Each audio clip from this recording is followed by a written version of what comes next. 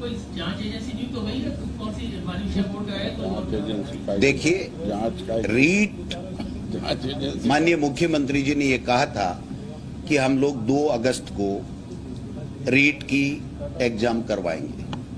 उसके बाद में जब हम तैयारी कर रहे थे तो ये बात ध्यान में आई कि 5 अगस्त को हमारी पहले की एक रीट है, उसकी वैलिडिटी समाप्त हो रही है।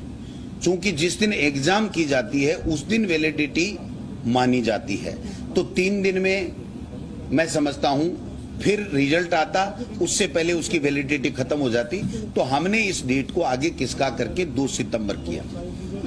हमने जितनी मीटिंगें करनी थी कर ली, लेकिन इसमें जो इश्यू है, एक तो एनसीटी ने हमें एक गाइडलाइन दी है कि कॉमर्स के विद्यार्थियों को इसमें शामिल करना है।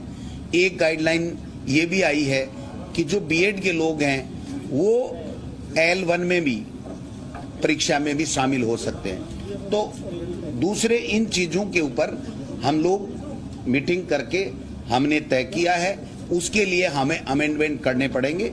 और वो अमेंडमेंट, चूंकि ये भर्ती पंचायती राज की भर्ती है, तो निश्चित रूप से पंचायती राज के साथ में बैठक करके इसके ऊपर निर्णय लिया जाता।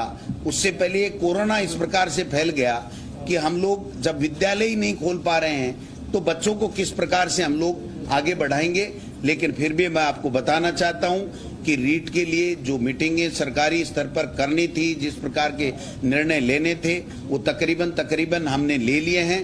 अब जो अमेंडमेंट का काम है, वो अमेंडमेंट का काम माननीय मुख्यमंत्री जी से जो अप्रूवल के बाद में उस अमेंडमेंट के लिए हमको आगे जाना है। और जो ही ये सारी प्रक्रिया पूरी हो जाएगी तो रीट की भर्ती के लिए ऐलान किया जाएगा और एग्जाम करा करके और नए शिक्षित बेरोजगारों को टीचर बनने का अवसर प्रदान हमारी सरकार के द्वारा किया जाएगा। एजेंसी तय होगी या कौन करवाएगा रीट? ये अंतिम समय में जब होता है तभी होता है। आज कोई एजेंसी तय होना नहीं होना कोई तय नहीं होता है, ये लास्ट का काम है। जब हम पैटर्न तय कर लेते हैं तो उसके बाद में एजेंसी की बात आती है। जी, निश्चित रूप से एक तरीके से जब से कोरोना संक्रमण हमारे यहाँ आया है तब से लेकर के माननीय मुख्यमंत्री अशोक गहलोत जी बराबर नजर गड़ाए हुए हैं हर वर्ग को किस तरीके से संक्रमण